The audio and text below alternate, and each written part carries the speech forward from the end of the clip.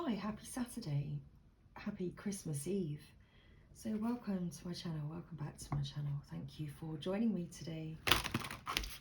So I have 3 decks in front of me. So I thought I'd pull a card for Divine Masculine and Divine Feminine. We have a deck each.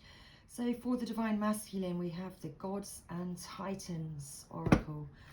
So let's begin. For Divine Feminine, we have the Divine Feminine Oracle. We'll also have a guidance message today from the Sacred Rebels Oracle. So let's first pull a card. For Divine Masculine energy, what's the Divine Masculine's most significant energy today? What's going on for Divine Masculine? So let's see. With the Gods and Titans Oracle. So what energy is coming through for the Divine Masculine today? Okay, well that was quite quick. And we have Aries. We have war. There we go. We have Aries and we have war with Garuda and travel at the bottom of the deck. Okay, so action, movement, Divine Masculine. Okay, so Garuda and Aries.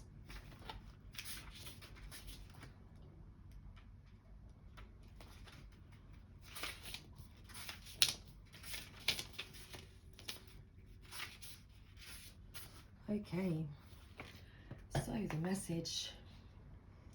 There may be a battle ahead. Learn the rules of engagement. Garuda says, travel opens your experience and expands the self. Whatever journey you wish to take, you are protected. Okay, so though certainty, oh, hang on, let me begin this again. Though certainly not the only deity, deity? Let's get stuck on this word again, shall we? Deity. In the Greek pantheon, thank you, pantheon, who enjoys a good battle. Shall we just start from the very beginning? Thank you. So Aries. There may be a battle ahead. Learn the rules of engagement. Though certainly not the only deity in the Greek pantheon who enjoys a good battle, Aries is the only one who represents pure, unadulterated bloodlust, and force. My goodness, taking my words away, Aries. A battlefield is a horrific place, and this indeed is Aries' energy. Although war seems like the pinnacle of manly strength and testing, Aries doesn't support all of men in war. He supports whoever showed the kind of battle style he favours, which is a love of ferocious fighting over all else. In his work, Argonautica, Apollonius Rhodius described the warlike Amazons as combative, brutal, and mainly concerned with war, which was in their blood, because they were the daughters of Aries. Temples to Aries were also found in Sparta, a society that made human sacrifices and viewed the martial arts almost as a religion. War still rages in many places on Earth. Humans have not yet learned to control our Aries-like urges. However, the wars we wage within ourselves are possibly more destructive than those that take place on physical battlefields. If resentment poisons your blood, if the sword of rage pierces the peace inside you, if irrationality stains your judgment, you may well be feeling the eyes of Aries upon you. Maybe you are in a fight with friends. You have taken to responding angrily, or your group of friends feels a rivalry with another. Remember, there are always ways of dealing with a situation other than going to battle. Dealing with anger without physical or mental battles is the best way to go. But if you do feel like you are in a war, remember that there are always rules of engagement. The shadow side of Aries. The masculine attributes of aggression and bloodlust make Aries energy very destructive. Few of us will ever actually need to call upon this kind of energy to fight and protect ourselves. Yet it truly is within us. It seems we are Aries children after all, as anger can get the best of us. Some societies and individuals still see physical conquest as the way to prove manhood and strength. There are other ways equally as challenging and honourable. Divine Masculine is at war today, at war with himself.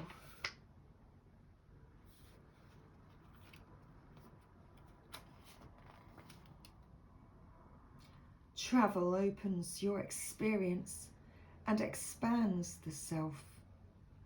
Whatever journey you wish to take, you are protected. From a great golden egg, bird-bodied god Garuda was born. The cosmic shock of the crack lit up the universe, and he was so powerful that all beings, including the other deities, shook in terror. Reducing his size and energy to make himself more friendly to the gods, Garuda flew from heaven to earth, delivering nectar. One of the more ancient Hindu gods, Garuda is featured in the Vedas, the oldest text in Hinduism, and later in the great Sanskrit Indian epic, the Mahabharata, which has been compared in importance to Shakespeare, the Bible and Homer. He was much loved for his assistance to Vishnu in a number of his heroic avatars. Perhaps the most well-known story featuring Garuda is that of the kidnapping of his mother Vinata after she lost a bet to her sister, the Serpent Queen, Kadru. Garuda asked the serpents what it would take to free his mother. They answered with a hiss. The elixir of immortality, Imrita. The Imrita sat in heaven with the gods, and they had it well guarded, not just by a ring of fire and a machine of whirring blades, but also by 2 poisonous snakes of great mass and evilness. Although he knew the gods were omniscient, and would know of his plans, brave Garuda flew to confront them and battle for the Imrita. Powered with the love of his mother and flying with super speed, Garuda defeated all. He extinguished the fire by sucking up rivers and spitting them onto the blaze. Diminishing his size, he crept under the sharp blades and ripped apart the two serpent guards. Taking the precious liquid into his beak, he soared backward toward the mass of serpents, waiting for his return. While passing a cloud, he spotted Vishnu, who did not wish to battle the good Garuda. Instead, the two gods reached a gentler agreement. Vishnu granted Garuda immortality, so he had no need to drink the Amrita, and Garuda promised to support Vishnu by taking his flying companion and mount. By being his flying companion and mount. Back on Earth, Garuda placed the Amrita in view of the snakes, and his mother was safely freed from her prison. The snakes quickly scrambled to drink the treasure, but Garuda suggested that it was only right to perform a prayer beforehand. As they did, the god Indra swooped down to retrieve the potion and return it to heaven. From that day forward, Garuda was Vishnu's magical mount, whose speed and agility were key to many of Vishnu's victories.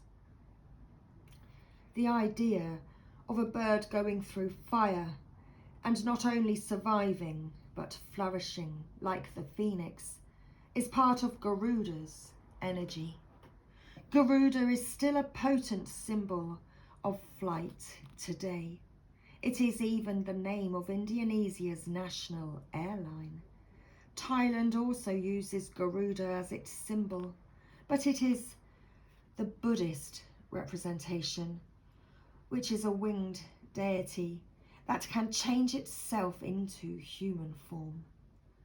The Indian Brahmini kite, a small bird of prey, is considered the living representation of the god, although it's much smaller than most large eagle-like representations of the god.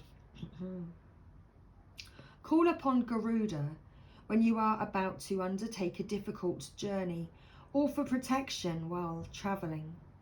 If you need to make a connecting flight, are travelling on your own for the first time, or are even learning how to drive, Garuda will listen to your petition, I couldn't speak, and help you. Oh my goodness. It doesn't say this. You're giving me new words to read in the book. Okay, there's new words in the book to read. His presence in your life may indicate travel is near, or that the phoenix aspect, that you will flourish after a period of trial and possible hardship, is active. The shadow side of Garuda. Garuda symbolises speedy and violent action, although righteous in nature, and so is often used as a military symbol today.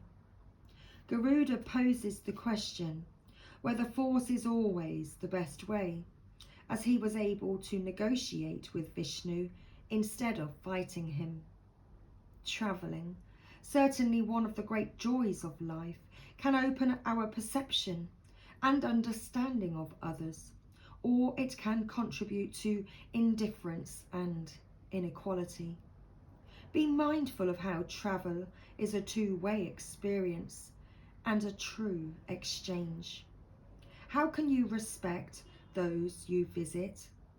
How can you honour your ways too, and be an ambassador for all that you are? Respect others' space and traditions, whether that is respecting another's car on the road or respecting another person's country. Well, so Divine Masculine is learning a lot about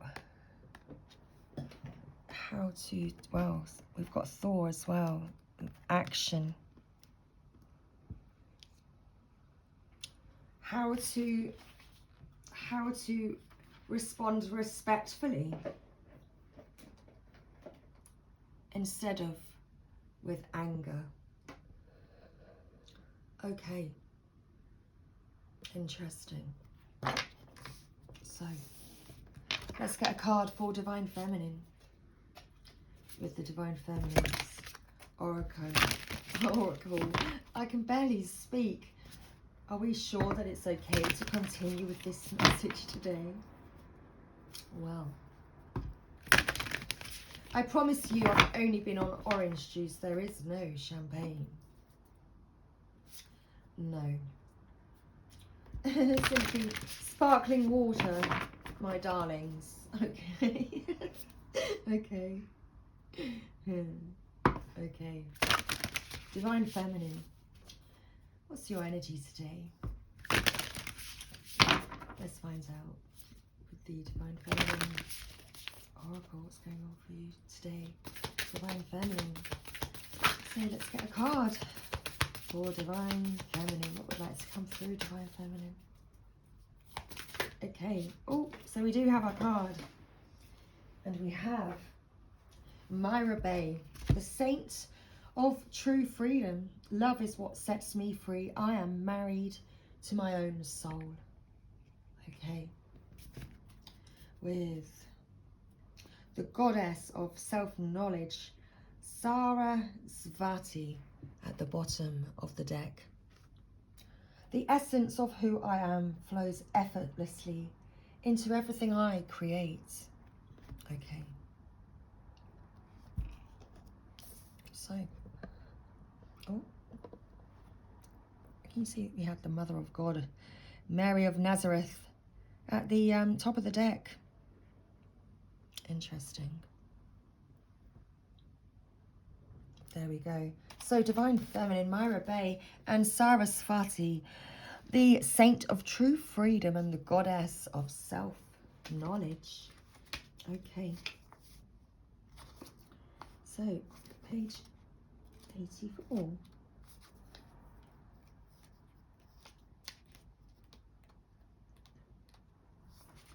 Okay.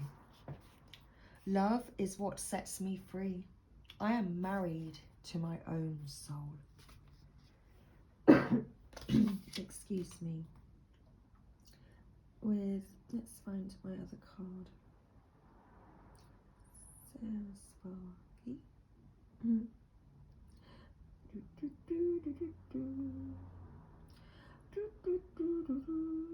Oh my goodness, I cannot find her in the book. I'm searching. Aha! Oh, that's so interesting. Right above Myra Bay. I was looking beyond. Oh no. She was closer. She was closer. Wow, she was closer than we realised. Okay.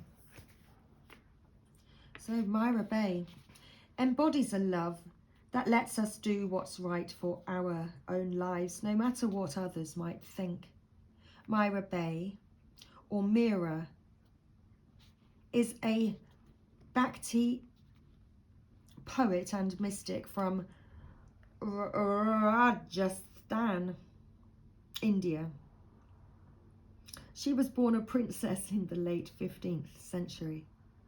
She unwillingly married Bhojraj, the crown prince of Mewar, in 1516, but she considered Krishna to be her true husband. Legends say that her husband's family tried to kill her several times by defying the social customs and expectations of a wife. But in each of these legends, Myra Bay's love for Krishna would miraculously save her. She wears the Krishna Tilaka forehead marking as a sign of her devotion to him. Northern India in the 16th century was besieged by violent battles between Hindus and Muslims. Myra Bay's husband, father and father-in-law all died in the war with the Islamic army of Babur, the founder of the Mughal Empire. Myra Bay refused to join her husband on his on his funeral pyre. I'm not quite sure what's with the words today. And again, defied social and cultural expectations. She became the central poet, saint of the Bhakti movement during this difficult period in Indian history. The Bhakti movement is a spiritual path focused on the on the cultivation of a personal love for the divine. It's a devotional form of worship that believes anyone can have direct access to the divine regardless of sex, caste, or religion. Myra Bay became the symbol of people's suffering under the caste system and the persecution that ensued if anyone tried to defy social and political standing. Myra Bay's poems are lyrical padas or love songs using metric verses, and they are so widely known and cherished because they relate an ultimate freedom that Myra Bay lived out in her love for Krishna. Okay, so when your soul selects her card, often without even realizing it, we make choices based on external expectations, on how we think other people will perceive our actions. Myra Bay is about doing what's right for you and no one else. Ultimately, only you can know what needs to be done or said. You have this one brief life, and every second of it matters. Myra Bay is about standing up for what you know is right for you, even if others will judge you for it. The fear of being persecuted can convince us not to be true to who we really are. There's a love, though, that's far larger than human constructs and cultural values. Love isn't ethical. Love isn't bound by any idea of what's socially acceptable. Love is what sets us free from the expectations that binds us. Love, in whatever way it finds us, asks us to stay loyal to our own soul. Any outside force or person who asks us to betray our most intimate relationship with the divine isn't acting out of love. For Myra Bay, her true husband wasn't the one she was married to. The love that made her brave, the love that inspired her every poem and action, was a divine love for Krishna. So the laws that bound her to the strict expectations of being a wife didn't actually apply to her. Love asks us to look at what really matters to us and at what we truly value. And love asks us to bravely defy expectations in order to be true to ourselves. Love wants us to marry our own soul. So what holds me back from expressing my truth? Love is what sets me free. I am married to my own soul. Sarasvati, the goddess of self-knowledge, the essence of who I am, effortlessly flows effortlessly into everything I create. Is it? Sarasvati represents the self-knowledge of who we are, so that nothing impedes the flow of creativity from the soul. Her name is a fusion of the Sanskrit words for essence and oneself. Sarasvati's name translates then as the one who leads to the essence of self-knowledge. She is a part of the Hindu goddess Trinity, the Tri-Devi, together with Parvati and Lakshmi.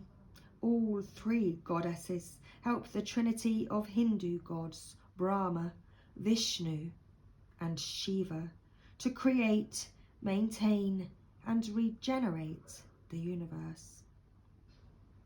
The earliest mention of Sarasvati is in the Rig Veda, a collection of ancient sacred texts that date back to 1500 BCE.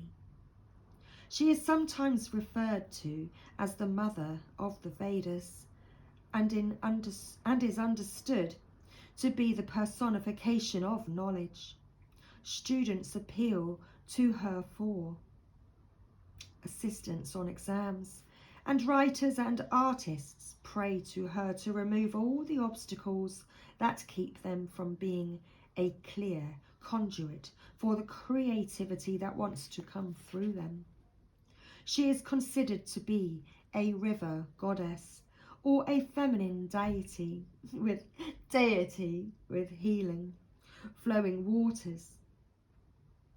She is venerated as the goddess of music, the arts, and learning because of this association with water that heals and purifies. Her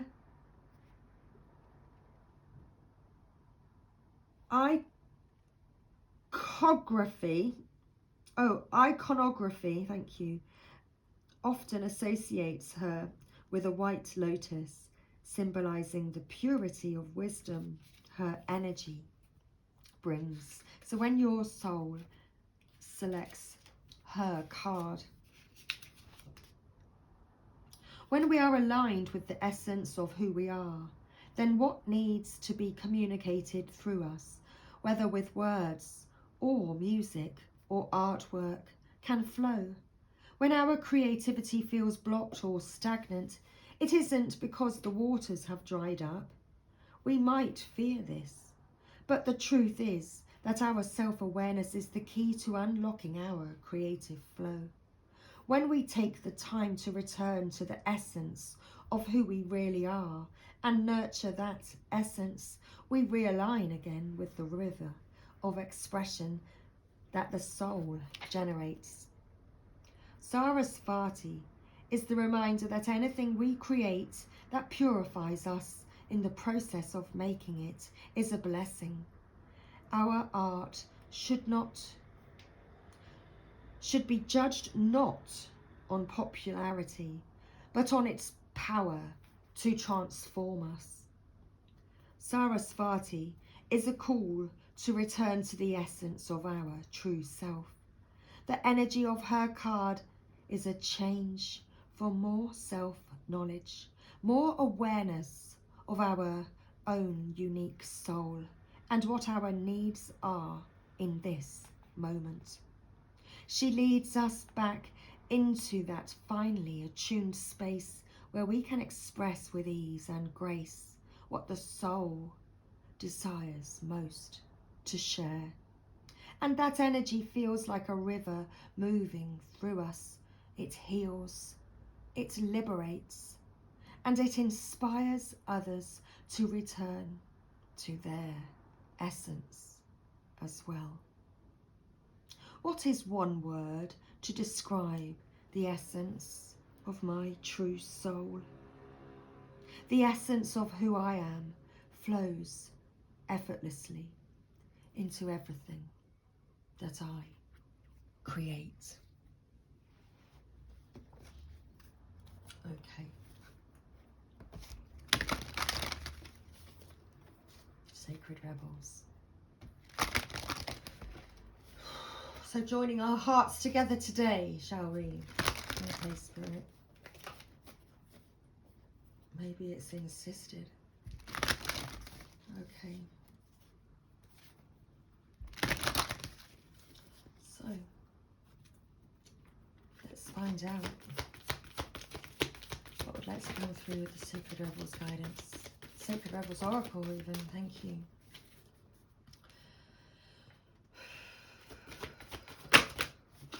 So we have a card, and at the bottom of the deck we have card 16. What you want wants you.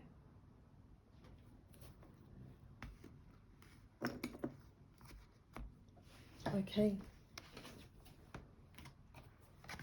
Card 7. The legacy of light. Okay.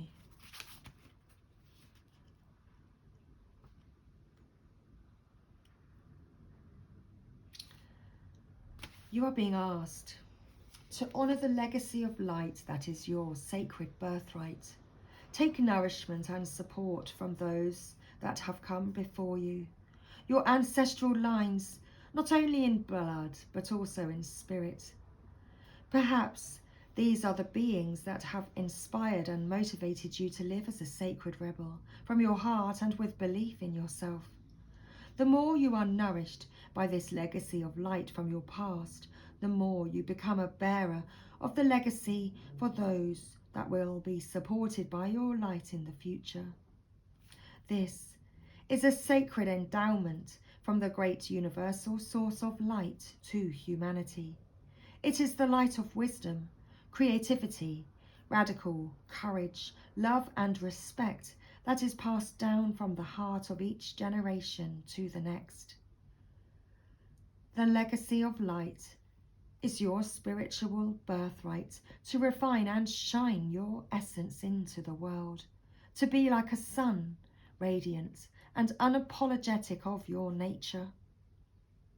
The oracle of legacy of light comes to you when you need confirmation that a creative choice you are making or have made or soon will make is one that is in alignment with your spiritual purpose and spiritual path of healing and growth.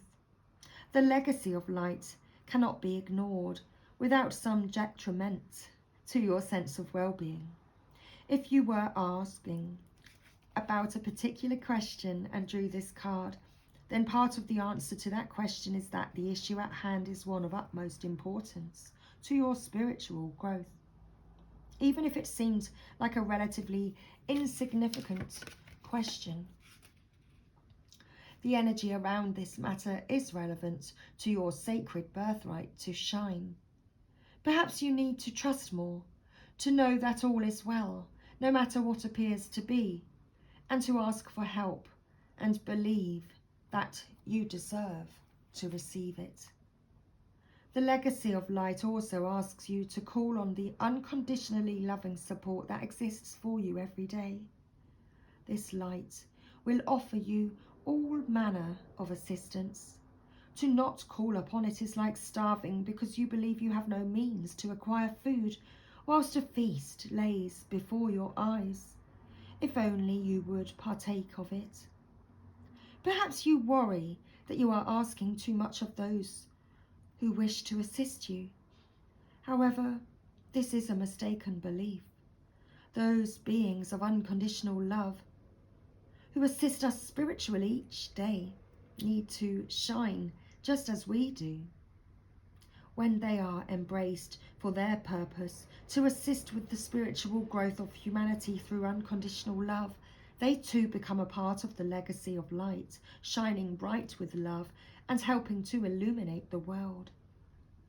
Although you may doubt your goodness at times, and being human does mean that there will be some very dark moments on your path, this oracle affirms that you are coming from love, with the pure intention to simply live your life and do your best in the circumstances in which you find yourself. You are being asked to avail yourself of the help that is awaiting your request, so that your own light can become a part of the greater shining legacy of divine brilliance made manifest upon the earth. This oracle is also guiding you to something in your family history or spiritual ancestry that is relevant to you now. Your spiritual ancestry can be recognized through the traditions and cultures you are intrigued by and interested in. They do not have to be the same as the spiritual traditions that you were raised with in this lifetime, although they may well be. The influence of your family history and or spiritual tradition may be encouraging and constructive, but it may also be holding you back. Sometimes we unintentionally absorb the hidden fears of our parents or our religious upbringing, such as the belief that dreams cannot manifest, or that we have to compromise to the point of losing what makes us feel truly alive. If you can relate to this or want healing, just in case it is happening beyond the level of your conscious awareness, simply complete the healing process below. If you are involved in a group project, this oracle is asking you to stay true to the heart of why you began working together in the first place, and to seek assistance, protection, and guidance from a source that loves all of you unconditionally. You can do this through the healing process below. Finally, if you need a jolt to recognize that you are a creative being entitled to explore your ingenuity, perhaps through taking a class or pursuing your own artistic interests at home, then this oracle brings the particular guidance that, yes, this is a part of your life path, and you are encouraged to take it further. You are also acknowledged through this oracle as having some special creative and healing offering to make to the world in this lifetime. You will leave a legacy of light for the greater good upon this planet, and you will be lovingly supported in many ways by the great creative universal intelligence when you ask for help. If you don't know how to do that, just complete the healing process below. Well, before we complete the healing process, let's read what you want wants you. Excuse me.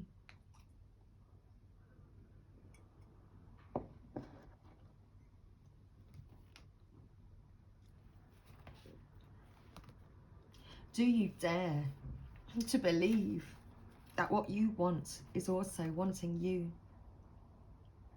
The genuine desires of your heart are the sacred purpose of the soul, swathed in pleasure. Yet, if you have been shamed, judged for, made to feel guilt over, or denied your natural desires of pleasure in any way, you may have developed a very tricky and complicated relationship with the yearnings of your heart.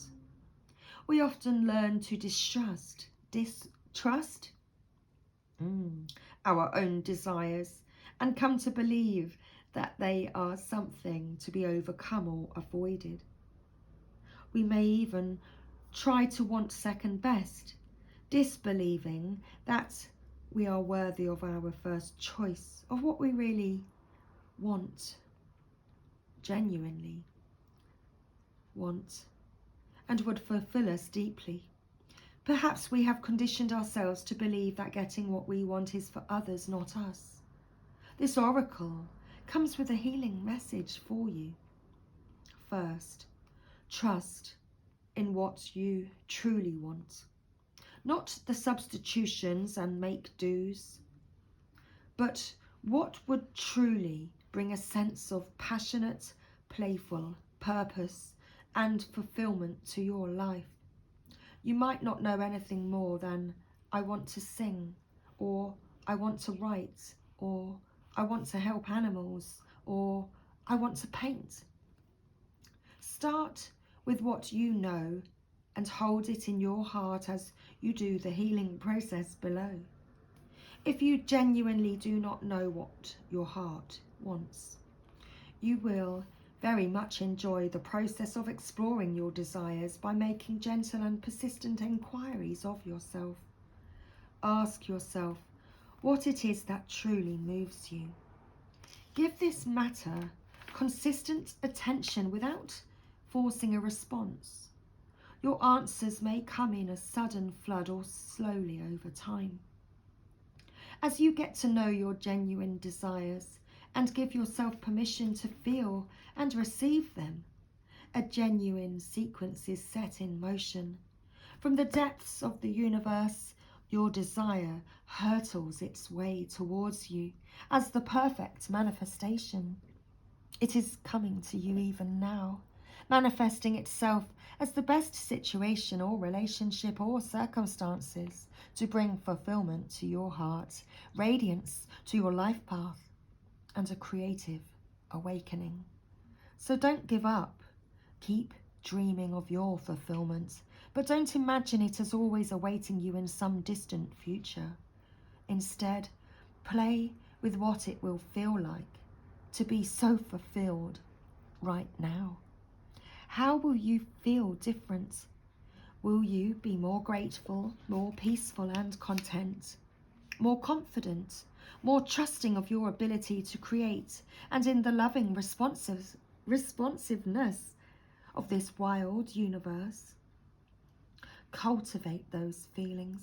Get to know what genuine desire and that meeting of that desire that can then generate yet new desire is like for you.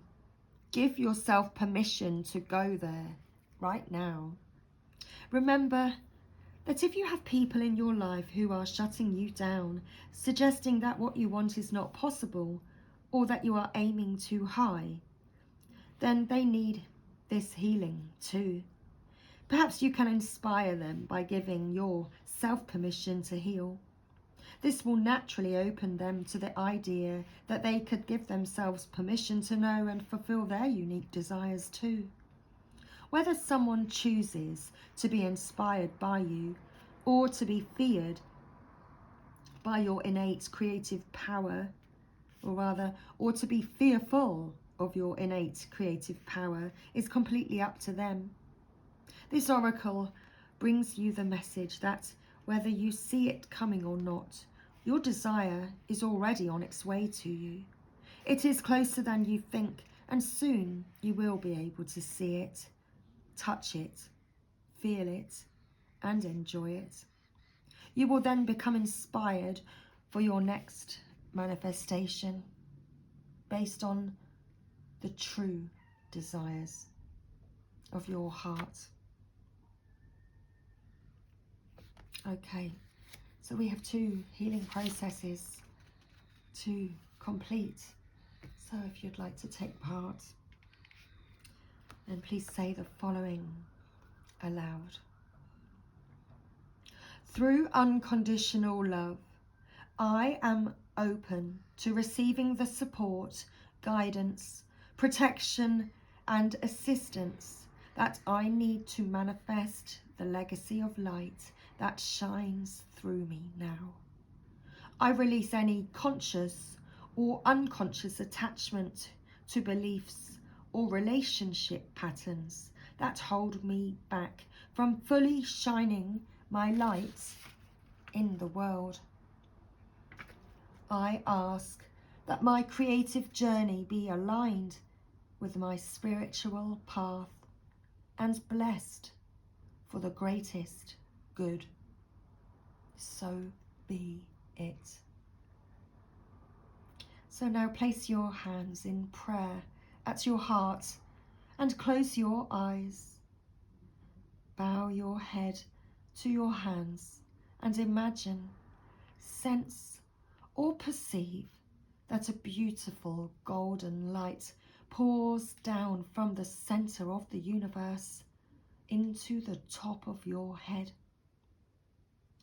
It then flows slowly down through your head and into your heart, all the way down through your body and out through the soles of your feet. When you are ready, simply open your eyes and you have completed your healing process. And we have one more to complete if you would like.